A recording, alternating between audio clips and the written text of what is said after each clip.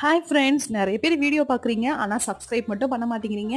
எனக்காக சப்ஸ்கிரைப் பண்ணிவிட்டு உங்களுக்கு பிடிச்ச டிஷ்ஷை கமெண்ட் பண்ணுங்கள். நெக்ஸ்ட் வீடியோவில் உங்கள் நேமோட அந்த டிஷ்ஷை வந்து நான் ஷேர் பண்ணுறேன். இன்றைக்கி வந்து பிஜியில் இருக்கேன், எனக்காக ஈஸியான ஸ்நாக்ஸ் கொஞ்சம் சொல்லுங்கள் அப்படின்னு சொல்லி கமெண்ட் பண்ணியிருந்தாங்க ஆர்த்தி. அவங்களுக்காக கார்லிக் பிரெட்.